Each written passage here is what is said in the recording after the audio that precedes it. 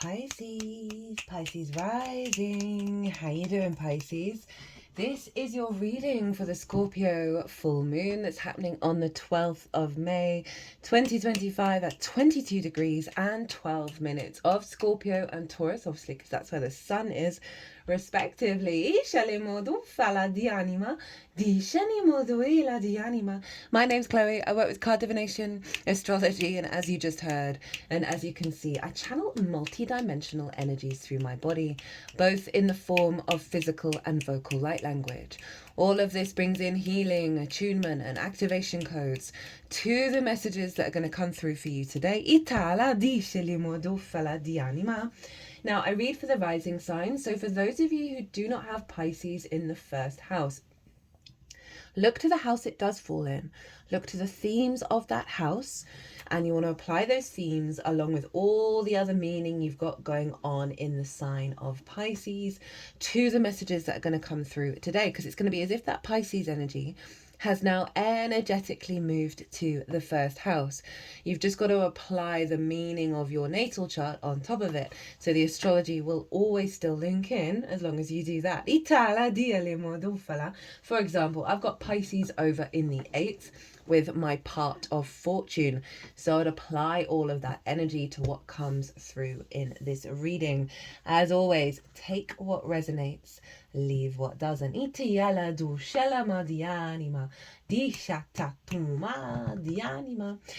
So my loves, there is a collective reading where I've broken down the astrology of the exact moment of the full moon in way more detail.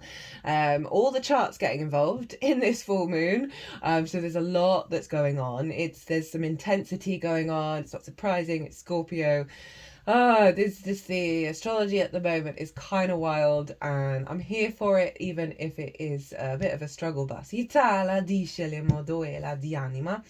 in that collective reading, I broke down the astrology, tapped into the most integrated and expansive intention of what this full moon's about. Yes, full moons do mark a completion, a closing out of a cycle, but with that we get an activation code that then unfolds up until the Scorpio and new moon. So that's what I was focusing on, what we've kind of been working through, what's coming through from the moon, and then how to work with it. So that's all in the collective reading. And the tarot was kind of wild.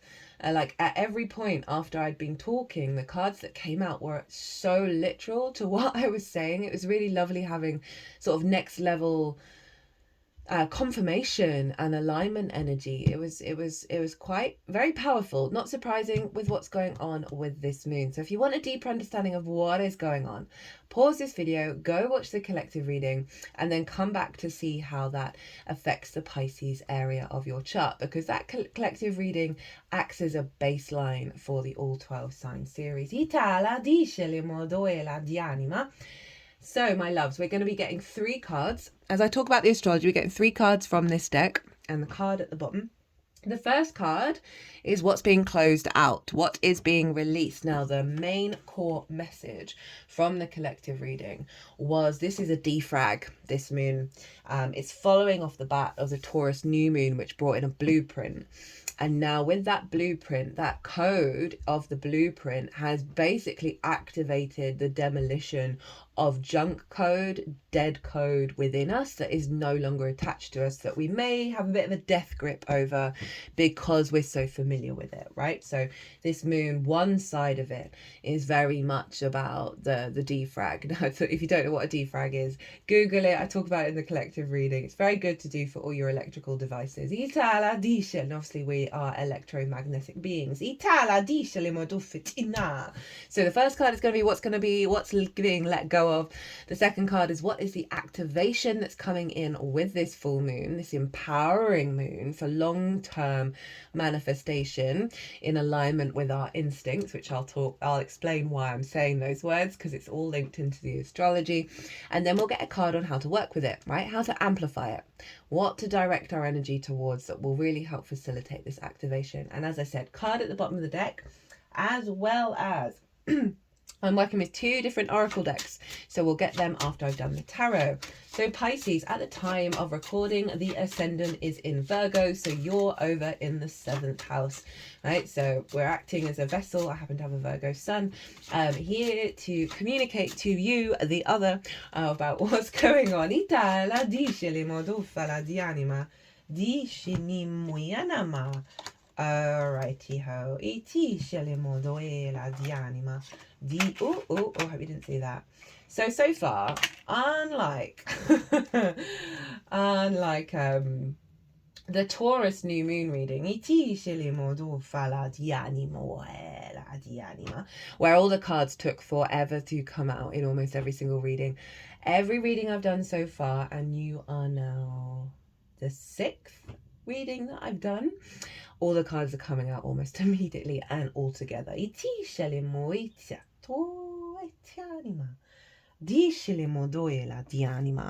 So that sort of made my brain freeze for a second. What was I even talking about? Oh yeah, that we, at the time of recording, we've got a Virgo ascendant. My brain really has just gone flatline. Itala di anima. So my lovely Pisces rising, where is this happening for you? Where is this Scorpio full moon being lit up in your chart? Well, it's over in your 9th house of perspective, the house of the gods, right? This is your morals, your ethics, your philosophies, your connection to book religion, source, nature, science, right? All of those matrices that are bigger than you, that you are figuring yourself out within them, what bits you want to take with you, what matrix do you want to create of how your reality operates and how you would like it to operate, right? It is all about perspectives. That is the key word. It's about mastering of things, right, that you've been learning for a while, as well as teaching, right? Sharing perspectives. So it's about sharing information at a higher level. So you've got full moon here. You've got the moon, which represents our emotional body, whether our needs are being met or not, how to give and receive nourishment. And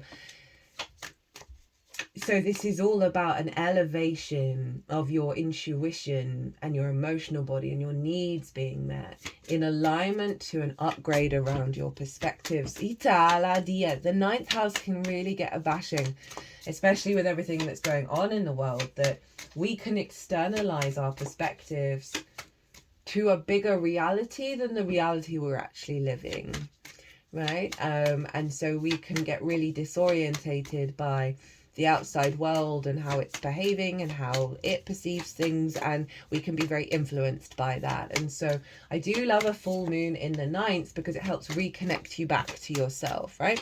Scorpio, bit paranoid, no getting around it. Can hang out in the darkness a little too long, right? So I can really see a letting go of a lot of fear, a lot of conditioning around expecting the worst, you know, conspiracy theories. I've certainly had worn many a tinfoil hat.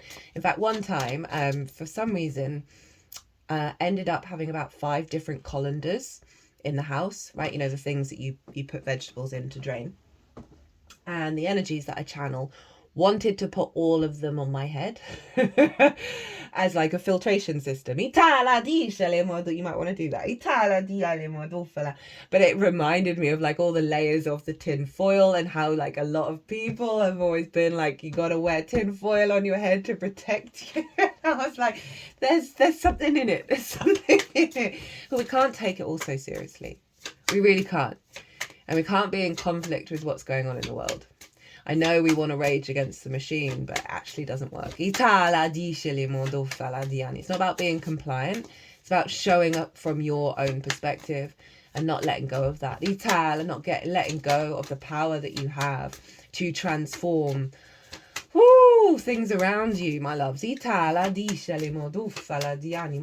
big full moon here. 1, clearing out paranoia, fear over the world, the matrix. I mean, a lot of people have real negative connotations to the word matrix, even though it's a great word, because of the association with the film, when everything's a matrix, everything's an illusion, everything is in a distortion, right? And being at peace with how you create your own matrix without getting caught up on the word itself. It's those kind of little petty things where, you know, right? I don't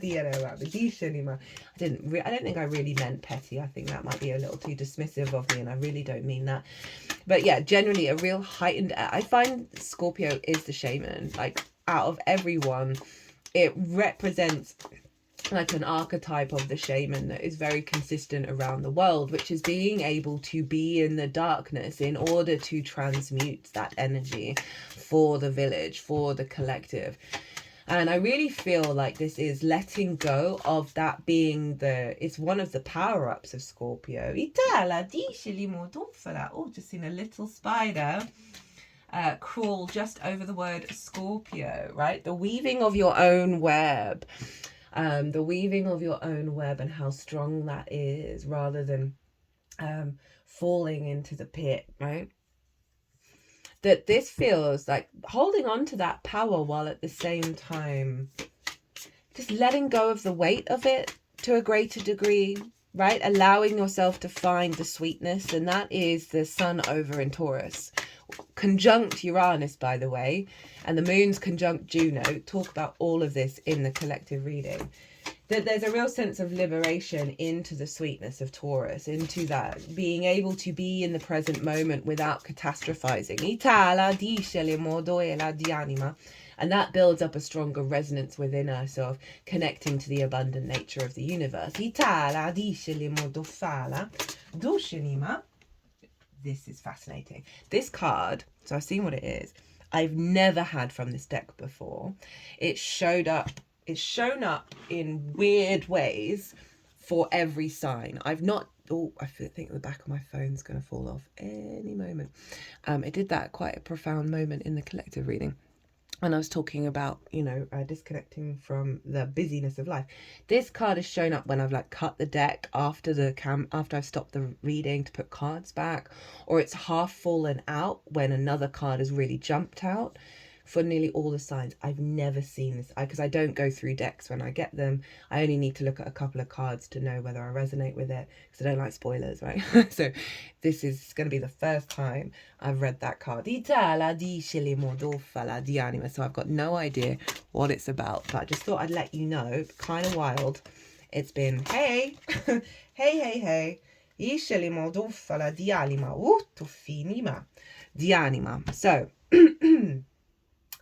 the sun and the moon are square Pallas Athena, and she's over in Aquarius. She's been there a while, and she represents wisdom. She represents maturity, long-term strategy. Out of her and Saturn are the two probably the most grown, mature energies in the skies that we predominantly work with. Obviously there's lots of other energies that if we worked with all of it, I would be talking for 5 million hours, and there aren't 5 million of me, so I can't quite do that in this reality yet. I'm sure technology will change so that works. But anyway, my point is, she's over in your 12th house, your hidden house, your house of mysteries. Now this is a difficult house, to 12. It's very powerful. It's the magic of your soul, by the way, that Aquarius energy. But before we can actually really fully access the magic of our soul, we've got to go through all the conditioning, because it's the unconscious spaces. And in the unconscious spaces are trauma responses, limiting beliefs, distorted love languages, grief, loss, isolation, anxiety, depression. Yeah, underneath all of that is the magic. But we've got to go through that. We've got to clear the decks in order to get there. So that Aquarius energy, that universal truth energy, that higher perspective and frequency and sacred geometry and all of that is actually your power up. And Pallas Athena helps us get mature, helps us go, hey, let's not have the poor impulse control. Let's think about whether that is something I would still appreciate in the future. You don't have to plan the future. It's about tapping into what are the core constructs, perspectives, Aquarius, ideas that are going to serve you for the long term. So Pallas Athena moving through the 12th is really helping you let go of a lot of old wounds, really helping you connect to, in your unconscious, to perspectives that serve your longer term evolution of your soul, and of this particular incarnation. And also Aquarius, kind of very sort of galactic energy. It's very future thinking. So this is forming a T-square, and the release point is the T-square. So I can see you getting a lot of bright ideas by sitting in meditation, connecting to Pallas Athena, right? Going into a soft space to see what wants to come through in terms of, okay, I'm going through this fear response. I'm in conflict over this. I feel like this doesn't quite fit me. What is the truth of my perspective, right? And how do I share that information at a higher level that serves not only myself, but everyone involved? You're mastering your perspective of how you perceive the world and how you interact with it, that serves your longer term goals and brings you a sense of liberation around any restrictions of how you find meaning in the day-to-day, third house Taurus, and communicate. If you've got anything around the later degrees of Leo, remember this moon is at 22 degrees, this will turn the T-square into a grand fixed cross. Now, we had that with the Taurus new moon. The trick with any grand cross is we can feel like being pulled in all different directions, right? Overwhelmed, just, dysregulated, raw kind of energy. But if we just still our energy when we're feeling that, and then intuitively or instinctively connect to whatever house is naturally calling us at that time, that's when we turn it into a generator of these 4 signs really working together to build very powerfully. A lot of energy here to work with. And Leo's over in your 6th house of work. How you work, physical health, routines, co-workers, collaboration. It's the adult in the room. Mars happens to be there at the beginning degrees of Leo, so it's not forming the grand fixed cross, but it's influencing the moon because Mars rules Scorpio traditionally, which is what I work with, because I've seen it show up over and over and over again. So Mars from your 6th house of work from the heart, is influencing your perspective of like, okay, how am I going to facilitate my own experience? How am I going to build on an individual level and apply that intention to step up and be the adult in the room for yourself and apply that to your perspectives? Venus is over in Aries, trining Mars. So 2 fire signs, the ruler of the sun, the ruler of the moon, are in cahoots with one another. They're in alignment with one another. You have Aries in your 2nd house of your skills and your tools, how you value yourself, how you bring in regular income, how you manifest. So we've got the 2 of your building houses, 2nd and 6th, being activated that are feeding your perspective and how you apply it in the day-to-day. I really like this energy for you, Pisces. Okay, let's get into it. What is being cleared out? What is the junk code that's being let go of with this full moon? Itala di anima. Who got this? I think it was Aquarius got this in the same position. So this card, I often get many, many different messages with this card. And it's very similar to the Aquarius energy. Because you see these clouds, they're the same clouds on the 5 of Swords. And these 2 cards are the only 2 cards that have these clouds. So there's one core theme around the Knight of Swords that it embodies the energy of the 5 of Swords. As in quick to conflict, quick to wanting to win, to charge out, to disregard its trusty steed, right? If you work a horse too hard, too fast, it will burn out. It will burn out and will not recover. And this figure, sometimes I get quite angry with this card. I don't always read it this way, but I always go with what comes through. Doesn't care. Right? This is poor impulse control. Quick to fight over your perspective. We're not here to fight. That's the very obvious thing with Neptune in Aries. There is no fight. And we're going to see fights out in the world because the collective is working in there's different frequencies to tap into different things. And this is you quick to do battle with those who might not agree with your perspective, right? That's one aspect of this. Right, we can our feathers can get up when we're around people who don't agree with us. But we're never here to change someone's mind. It's up to them. We can't force it.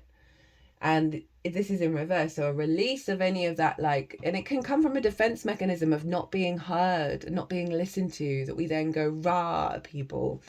The other side of this is releasing the conflict from the outside world. They like this one. Right? Being at peace. Being at peace in the mind. Very much tied into Pallas Athena, who's letting go of unconscious responses that may have caused all of this. That it's serving you back to sort of that higher perspective of Aquarius, right? And building with that. You know, this is a bit of a Gemini card, right? Which is very quick to shift and change and go and not necessarily want to think it all out, right? It's one side of it. So you're letting that go. You're letting go of some unconscious responses that may have caused the fight within you a little too loudly, right? And making decisions on certain perspectives that don't serve you anymore. Very powerful stuff. Next up, we have the activation code. What's coming through? Oof! High Saturn in your sign right now. This is Saturn's card. Love this for the 9th. Because this is the freedom we want, not the fight. This figure is floating in the sky, wrapped in purple, which is a very powerful energy. It's crown chakra. It is crown and third eye, mixture of the two. It's linked into royalty. It was very hard to create purple. We've got all the fixed signs here in the corners as well.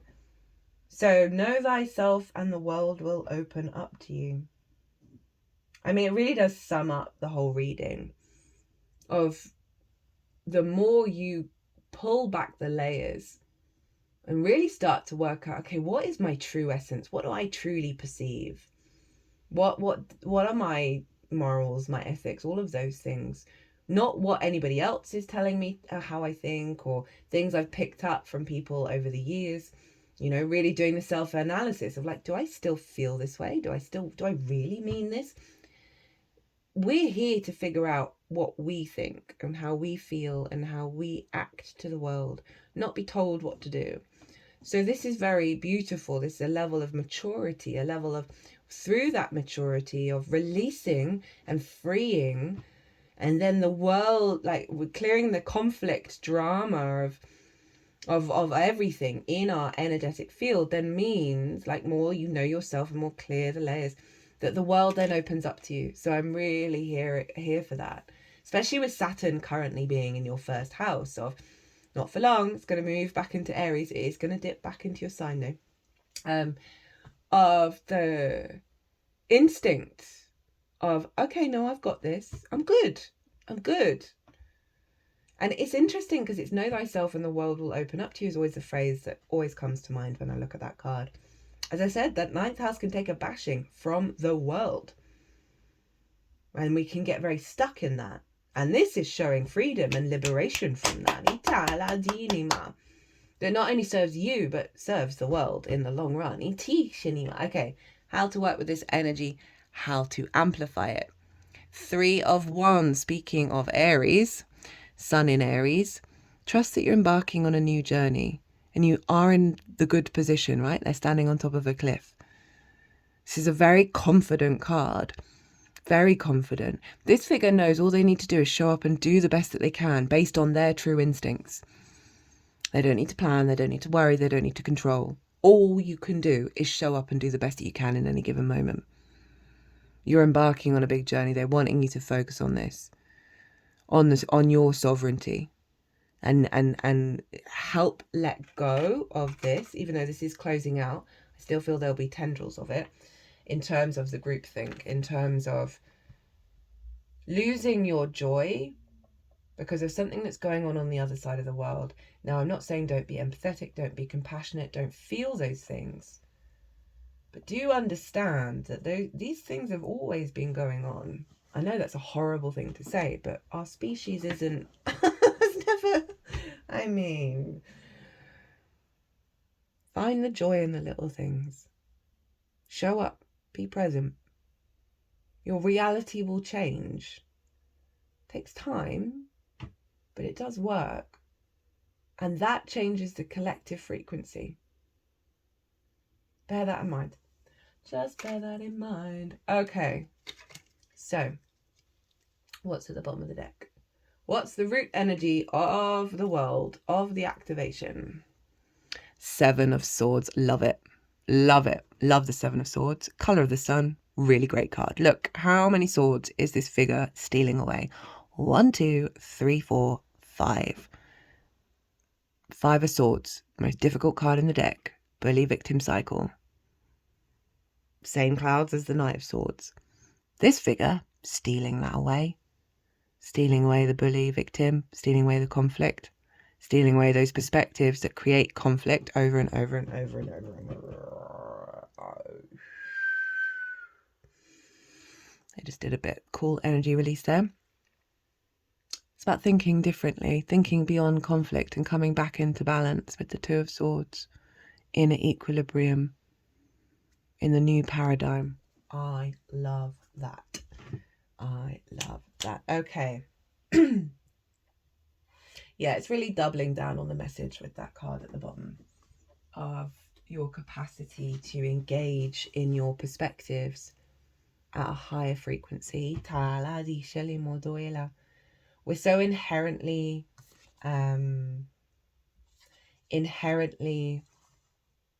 wired to conflict because of fear, because of scarcity, because of survival, that this is a very powerful spread of like letting you know that is dissolving, that is shifting, that is changing within you. We're releasing the defense mechanisms that we've built up as a species with this moon. And I've been noticing it in myself. The more I'm shifting and changing, the more I'm feeling those old defense mechanisms come up first in order to be released. But it really makes you realize just how much of your body is on alert, is on the defensive when you start stripping it back. You're like, oh wait, I'm never relaxed. There's always you go further and further into the cells of this level of tension. It's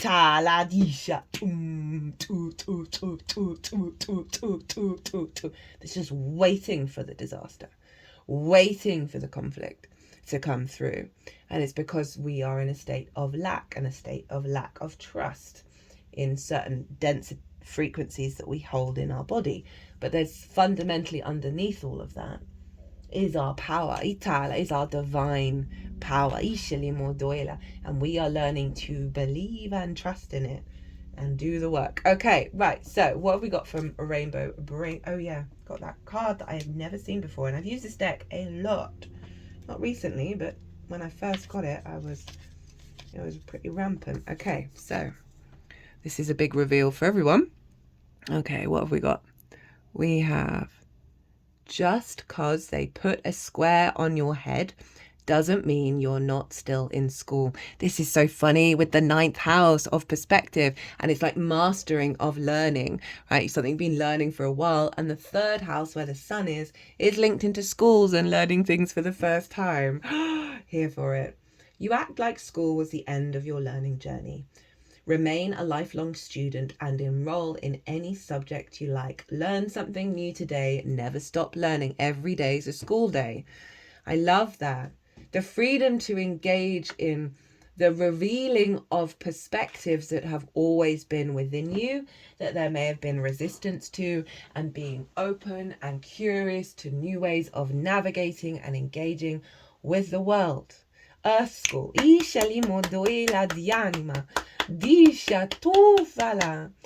so if you're in fear of like, oh, I keep going back to the same perspective, I keep falling back to that same loop, know that every day is school. Know that every day is an opportunity to learn and grow and expand and shift and change. That nothing is fixed, nothing is ended. That you have all the space and the time to shift and grow, and don't fall into regret. Right, I'm using this deck, the Inner Power Oracle, because the astrology is wild at the moment. So this is all about self-help. What self-help tip to give to us to work with all of this, because it's a lot. It's a lot at the moment, guys, as I'm sure you're aware. So what have we got? when I see angel numbers like 111, 222, 333, 444, 555, I am reminded that I'm protected and guided by those on the earth plane and higher. This is the elevation of your perspectives, and this is you're going to get clues and signs of trust of around you when as this unfolds, right? And inspiration perhaps when you're walking around, as I said, maybe do some meditation by yourself to tap into Pallas Athena. But this feels like the kind of galactic Aquarius energy that's infiltrating into this moon, of allowing the fixed energy of Scorpio to let go of some dense old frequencies, and that those perspectives are shifting and growing, that don't not only support your earthly space but also the multidimensional sphere. So it's really allowing for different ways of thinking beyond the denser frequencies that we have around conflict and scarcity. And a lot of support's coming through from from your guides, from your support team, whatever you connect to, from source, of going, hey, trust in the unfolding. You're going to get clues and signs that are going to let you know. Say something like a disaster happens, but the way that and I don't mean a disaster, but say something goes wrong and your perspective is the way that you're engaging with it is from a different perspective than you normally would. I can see in those situations getting bombarded, even though it's something that's gone wrong, being bombarded by synchronicities of like, yes, keep practicing that, keep showing up in that way of the reframing, not in a way to suppress or oppress your emotional body, never do that, but just sort of like, oh, wait a minute, I can shift this, I can shift how I look at this. And that serves, as I said, not only you, but the greater good. Ito fala di anima. And